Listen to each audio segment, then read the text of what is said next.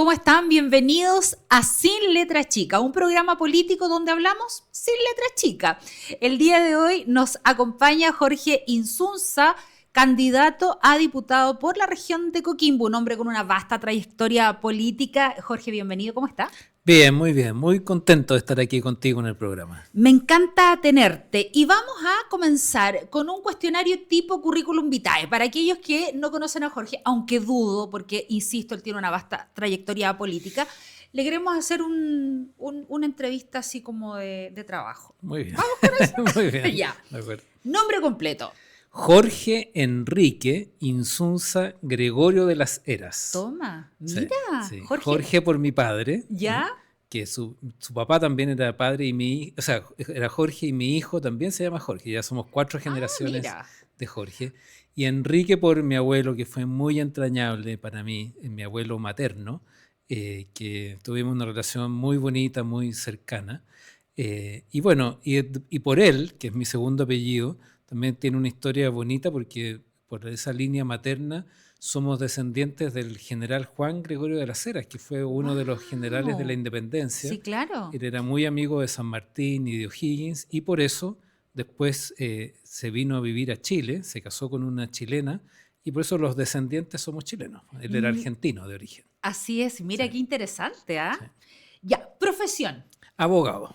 Formación académica. Empecé yo estudiando en la Universidad Diego Portales, ¿Ya? pero después salí porque entre viajes y muchas cosas perdí muchos cursos y después lo retomé en la Universidad Bolivariana y ahí terminé mi carrera. Mire, ¿ah? Carrera profesional. Mira, yo desarrollé muchas cosas. Yo siempre estudié y trabajé y cuando estaba todavía estudiando empecé a trabajar como analista político. Y después, el año 96, cuando tenía 29 años, formé mi propia empresa, en que hacíamos estudios más estratégicos para empresas sobre la situación política, tendencias, tanto globales como chilenas, estudios de mercado, estudios de opinión, que fue una fase muy bonita, muy estimulante, muy creativa, que fue también y que me ha marcado profesionalmente a mí. Y después cuando ya terminé mi carrera, me especialicé más en Derecho Constitucional y hoy día trabajo más dedicado, más como abogado, haciendo muchos informes en Derecho, algunos seguimientos legislativos y también siempre me llaman a veces para consultas, a veces más estratégicas y de manejos de crisis. Eso lo hemos conversado otras veces y yo lo tenía anotado acá. Una de tus desarrollos profesionales tiene que ver con el manejo de crisis. ¿Hay algún hito en tu carrera que te haya marcado? Porque tú nos dices manejo de crisis y uno dice, bueno, ¿qué es esto? ¿Qué hace un abogado en el fondo en manejo de crisis? ¿Hay algún hito en tu carrera para que le podamos contar a la gente que nos está viendo y escuchando? Mira, hay varios. Es un ejercicio muy bonito porque significa a veces tomar un caso, estudiar a fondo, ir separando cuáles son las variables, intervenir mucho con personas y al final dar una vía de salida, de solución a las crisis. Ahora, cada crisis es un mundo, tiene sus propias características. Yo te diría que una de las que más me marcó desde el punto de vista humano fue que yo tenía una relación muy cercana y la tengo todavía con Mauro Valdés, que fue director ejecutivo de TVN, y en el momento en que Felipe Camiroaga enfrentó la crisis en la pifia que tuvo en el Teatro Caupolicán, en los premios del Copihue de Oro, que fue a fines del 2010, me llamó porque dijo que necesitaban enfrentar esa crisis porque obviamente afectaba a la principal figura de TVN y también afectaba al principal canal, o sea, al principal programa del canal. Sí, claro.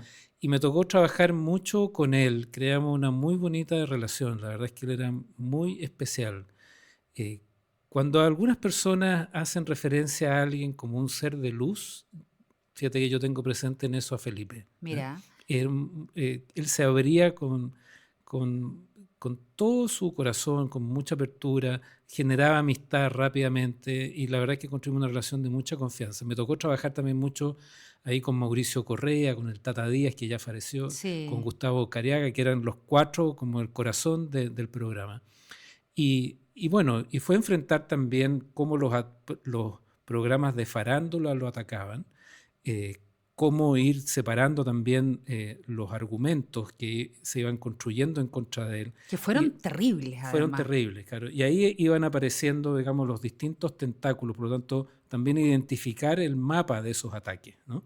Y por lo tanto ir viendo cómo enfrentarlos uno a uno.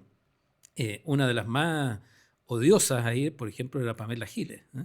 También mucho de esto estaba articulado por Catherine Salosny, que había sido, todo esto se provocó porque la habían sacado del programa Exacto. y habían puesto a Carolina de Mora. Y ella, perdón, se queja de, nos vamos a meter en farándula, pero es súper interesante el tema cuando uno lo ve desde fuera de la farándula Sí. y lo toma este manejo de crisis, porque además ellos eran una reconocida pareja, tenían una relación de amistad, Sí, y ella sale hablando de que él no la había defendido. Entonces, claro. todo el mundo era todos contra Camiroaga.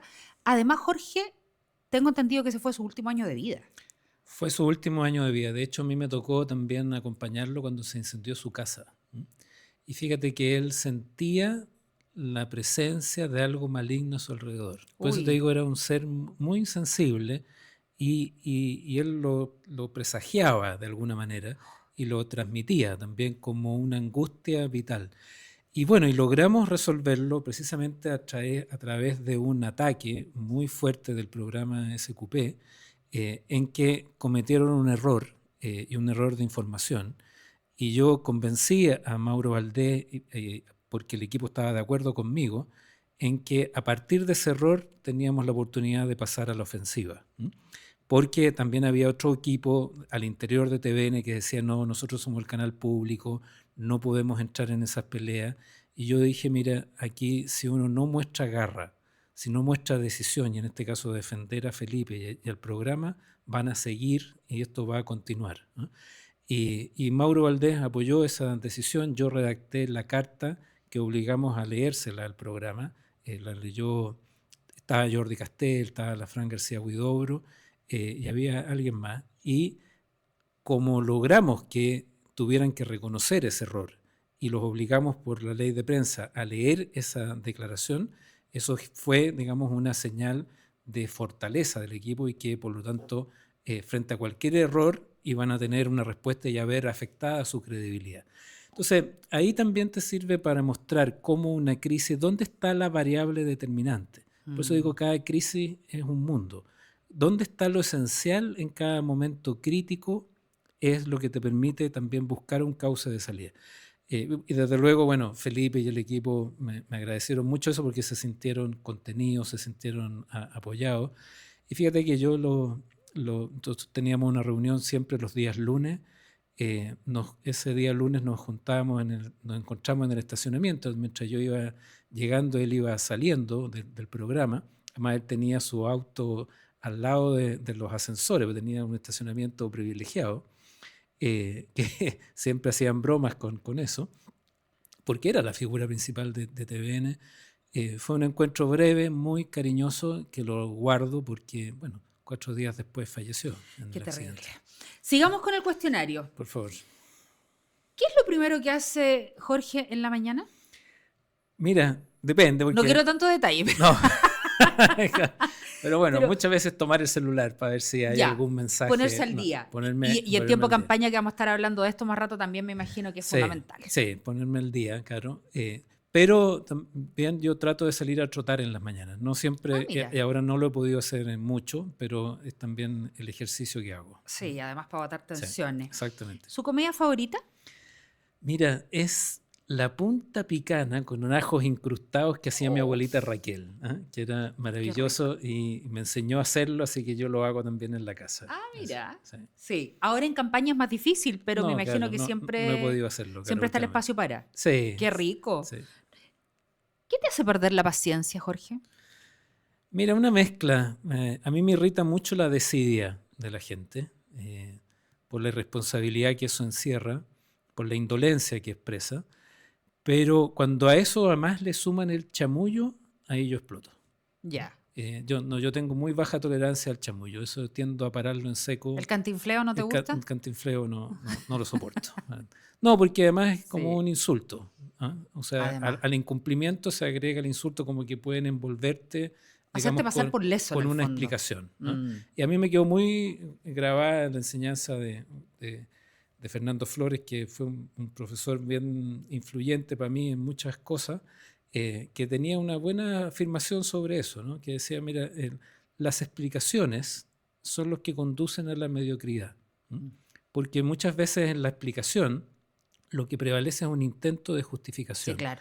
Y lo mejor, ¿no es cierto?, es asumir algún error, mirarlo, y lo que importa es la acción. ¿Qué es lo que uno va a hacer? ¿A qué te comprometes cuando estás enfrentando un error o cualquier deficiencia? Entonces, cuando te empiezan a llenar de explicaciones, yo digo, mira, ¿sabes qué? No, esa cuestión, las explicaciones son inútiles. Lo Como que dicen por importa, ahí, el que explica se complica. el que explica se complica, y además, como te digo, tiene la perversidad de que empieza a construir una justificación, o en algunos casos de la inoperancia, de los errores propios, en vez de decir, mira, ya asumo, este es el problema, me comprometo a tal y tal cosa para poder repararlo o resolverlo de alguna manera.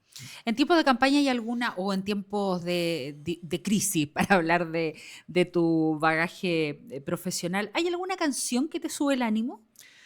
Hay varias, porque yo cuando chico mi mamá era muy fan de Sandro, ¿no? ¡Ay, mira! Y parte de los secretos que puedo revelarte hoy día, cuando chico yo imitaba a Sandro, yo digo, ¡Wow! ¡Sorpresa! toda mi capacidad histriónica Perdón, venció ahí. tengo que preguntarlo. Me va a perdonar el director, pero tengo que preguntar, ¿con cadera o sin cadera?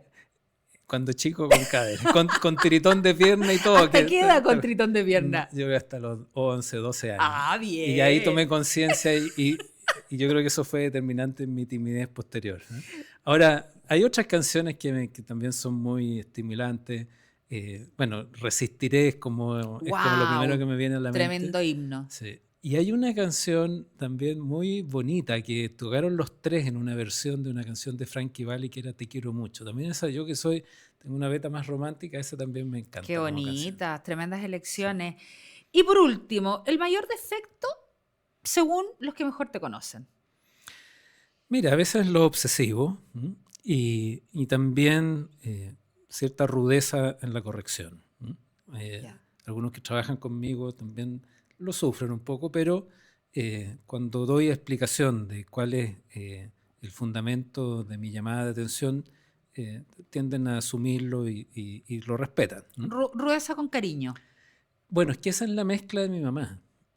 Mi mamá, yo digo, y es una suerte para mí, porque no tengo ninguna sombra de duda del gran amor de mi mamá, pero también una madre severa, una madre rigurosa, y creo que esa mezcla me formó y creo que también es una mezcla valiosa para la vida. Sí, claro. Ahora vamos a dejar a Jorge el hombre y nos vamos a hablar de Jorge el candidato. ¿Qué te hizo dar el pie después de haber estado un buen tiempo fuera de la vida pública y decir quiero volver a la arena política? Mira, desde luego hay razones personales, porque mi alma está en esto. Y yo creo que uno tiene que seguir el pálpito del alma, de aquello que te apasiona, de aquello que te gusta hacer. Y eso también está combinado con una preocupación por el país. Yo siento a Chile, Nidia, muy a la deriva, sin una mirada estratégica, sin capacidad de resolver muchos problemas. Y eso también se expresa acá. Yo siento que hay un gran estancamiento en la región, no hay mirada de hacia dónde tenemos que dirigirnos. Y por eso también es que tiende a prevalecer un gobierno de mera administración, con una polarización creciente y con mucha frustración y desilusión de la gente. Porque no tenemos ese norte, no tenemos una mirada larga que nos vaya ordenando y que por último podemos tener diferencias, pero con un cierto eje por el cual podemos caminar. Y yo creo que puedo contribuir a eso desde mi trabajo, de la experiencia profesional y política que he tenido, pero también desde la apertura de espíritu, que significa, bueno, establecer diálogo con quienes piensan distinto, ¿no? Ahora, ¿qué te gustaría demostrarle a este electorado que quizás te vio en otras funciones anteriormente en la región, que tú no les hayas mostrado antes? ¿Hay un Jorge distinto? ¿Hay un valor que tú quieras plasmar que no lo hiciste en oportunidades anteriores? Mira, en alguna dimensión sí. Claro, yo también siempre para mí fue muy prioritario el papel como legislador, ¿no? Que yo podía hacer y cómo ir representando los problemas, traducirlo en una iniciativa legislativa. Yo eso, de todas maneras, creo que sigue siendo vital y como esencial en la función parlamentaria. También como movilizar muchas gestiones políticas para traer proyectos de inversión, y eso también es algo que me entusiasma ahora con distintos sectores. Pero también para mí ha ido adquiriendo más peso, Nidia, el rol fiscalizador que tienen los diputados y que yo creo que se ha debilitado, porque se queda muy en la superficie o solo en la puesta en escena o solo en el reclamo o en la representación de la indignación, que al final es quedarse solo en el diagnóstico, pero no ir al fondo de dónde están las soluciones, ¿no? Y yo creo que eso necesitamos cumplirlo con mucho mayor rigor, con más severidad, pero también con profundidad, ¿no? Y yo siento que en eso, sinceramente, puedo contribuir, porque eso es lo que permite también ir desnudando abusos, ir teniendo parte de ese rigor, ¿no es cierto?, en la ejecución de los presupuestos, de que las platas se usen bien, ir también evitando el despilfarro, ¿no? Y los errores de gestión que te significan también pérdida de recursos, y por lo tanto ir siendo un pivote que vaya acelerando un rol del Estado que se acerque más a la gente. Ahora, ya nos vamos a meter en lo que es la región de Coquimbo y tú haces un análisis bien interesante. ¿Qué proyectos concretos impulsarías en la región de Coquimbo? A ver, mira, para mí sigue siendo muy importante la pequeña minería, ¿eh? Yo creo que eso es un sostén de la región, a veces muy menospreciado, ¿no? Y yo tengo un vínculo con la pequeña minería también muy activo que quiero reponer. Incluso yo cuando fui diputado presenté un proyecto para crear un estatuto especial para la pequeña minería y eso yo lo quiero reactivar y en especial con una iniciativa que ahora tenemos una bonita oportunidad en torno al litio y a los proyectos de litio que está impulsando ENAMI. Y por lo tanto, ¿qué es lo que vamos a hacer con esos recursos? ¿No? Si solo los gastamos, solo van al fondo general, creo que vamos a perder una oportunidad. Yo creo que con los fondos del litio debemos crear un fondo de inversión que vaya para el fomento de la pequeña minería, ¿no? Y por lo tanto que ahorremos esos excedentes y que solo gastemos la utilidad de esa inversión, no que gastemos el capital y por lo tanto podemos tener una base de estabilidad más larga en el tiempo para que la política de fomento sea más activa. Yo creo que también en materia de agua tenemos mucho por hacer. Ahí, más que incluso reformas legislativas, hoy día lo que necesitamos es gestión. Gestión para los embalses cordilleranos, gestión para las desaladoras, que no hemos demorado un mundo. Oye, ahora el tema de la desaladora. Mira, ahí es parte de lo irritante, ¿no? De un Estado que no está funcionando y donde también lo que no hay es una función fiscalizadora para que vaya mirando dónde están los problemas y Sí, destrabarlos, claro. ¿no? Y anticiparse a los hechos Y también. anticiparse a eso, ¿no? Y también que todas las políticas de riego que se han venido impulsando tengan más recursos para que lleguen a más sectores, ¿no? Yo creo que esas tres cosas, en materia de agua, son determinantes en la región. Ahora, el turismo y la minería siguen siendo motores económicos, pero Sí, también está todo lo que tiene que ver con la tensión ambiental. sí. ¿Cómo se equilibra desarrollo y sustentabilidad? Mira, Nidia, yo creo que ahí, y lo digo como también habiendo sido diputado por Choapa, creo que Choapa tiene una historia de conflictos, pero también una historia de resolución de conflictos, ¿no? Y de que eso ha ido encauzándolo, y hoy día, ¿no es cierto?, tú tienes una relación mucho más equilibrada, que no deja de haber tensión. Uno también tiene que asumir de que hay ciertas dinámicas de distintas actividades productivas que te generan conflictos, que te generan diferencias, ¿no? En que en algunos casos son tensiones entre una actividad económica y el medio ambiente, pero a veces también son con otros intereses económicos, Sí, ¿no? claro. Y ahí es donde hay que buscar también un punto de equilibrio para que eso pueda tener un desarrollo compartido, ¿no? Creo que eso, y ahí hay una bonita experiencia que podemos recoger.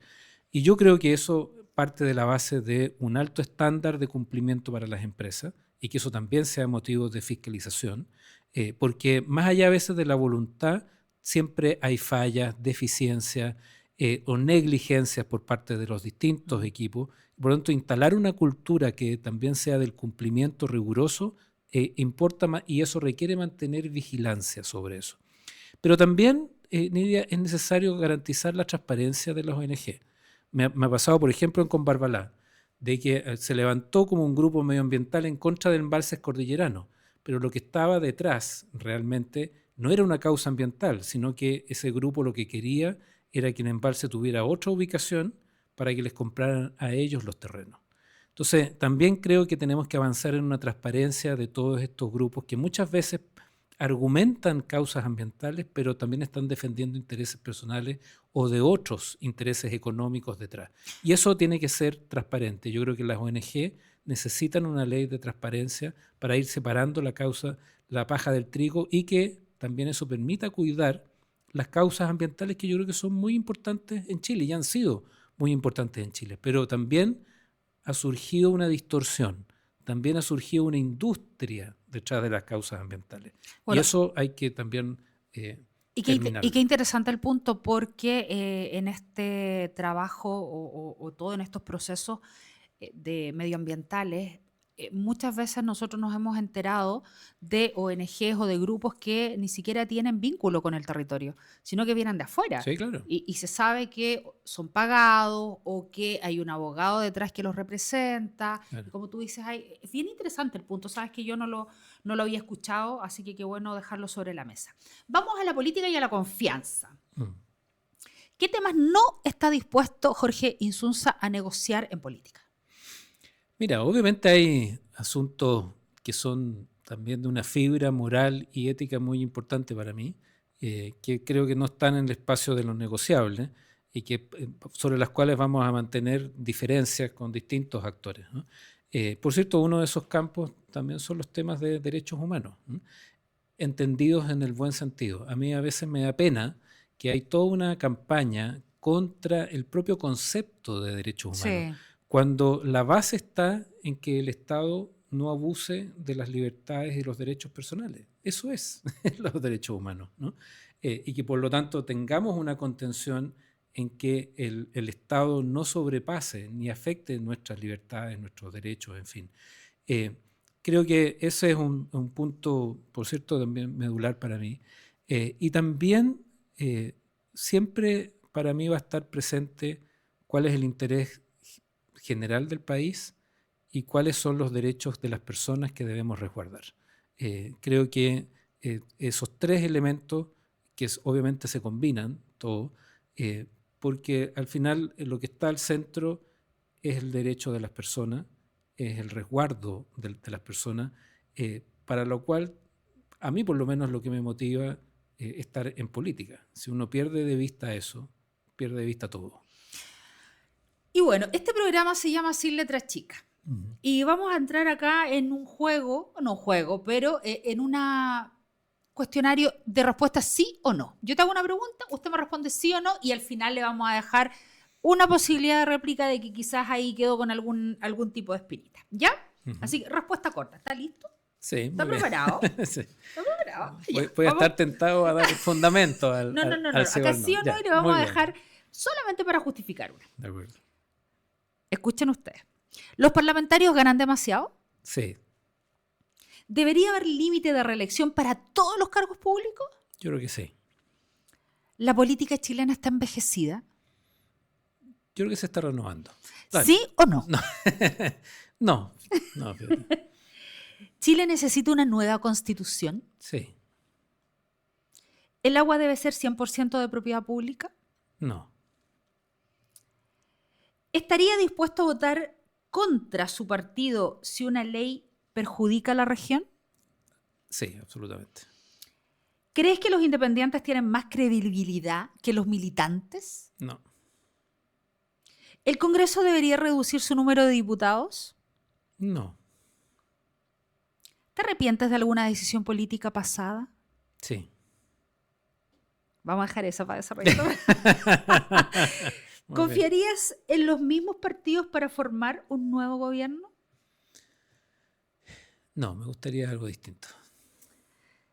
Ahora le vamos a dejar para que pueda solamente justificar una. ¿Cuál va? ¿Cuál? Mira, bueno, yo creo que la que tú me planteabas de qué decisión política, y es algo que, por cierto, me gustaría transparentar, porque yo era muy contrario, y lo argumenté así, contra el término de la selección en los liceos emblemáticos. ¿M?